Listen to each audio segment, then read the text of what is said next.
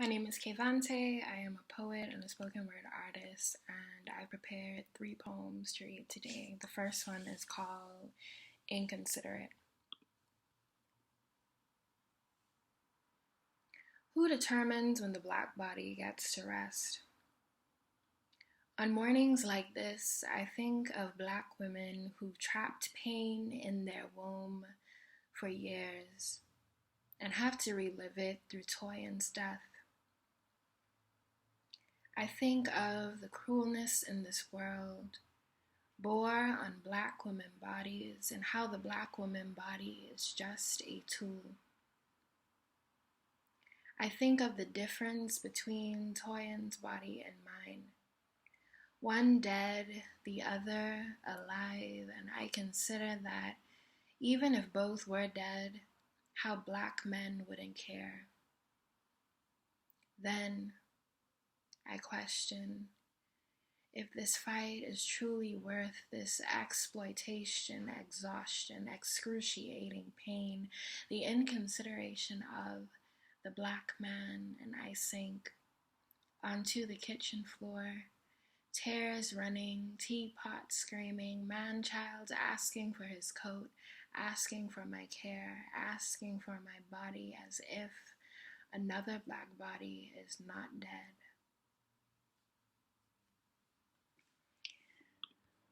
The next poem that I'm going to read is called I Feel the Spirit of You. I feel the spirit of you between the hours of wake and sleep.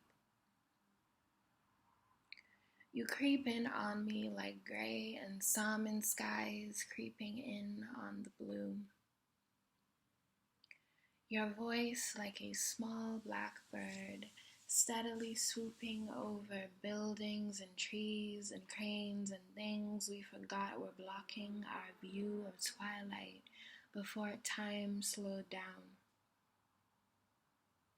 I miss you, grandmother, in the aches of my sleep, where silent thoughts of dwindling money and family business failing haunt me.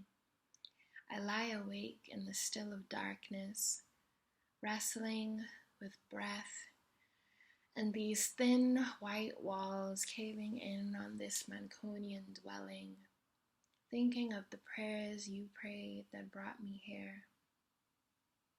But what good is the British dream without a grandmother to call back home and tell all about it? What good is moving miles and miles away as the first granddaughter to achieve the dreams you couldn't without you here to make proud?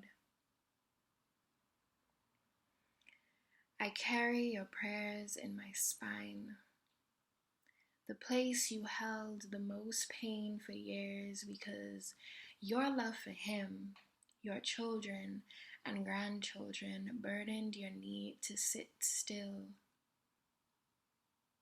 I think of you in every stretch, pull, and tug of this world and the wisdom you'd offer. Now, child, you mustn't hurt your head. You may not understand it now, but Jesus knows best. And the last poem that I'm gonna read is entitled Neglected Garden.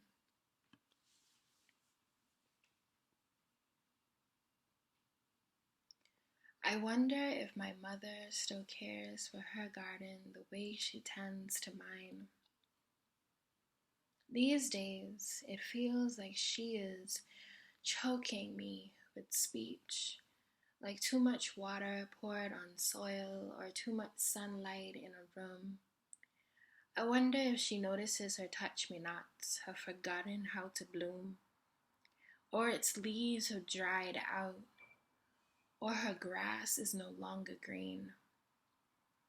I wonder if she's ever seen the inside of her daisies, how flecks of pink sit on church white pews. Does she ever notice her marigolds are not even blue?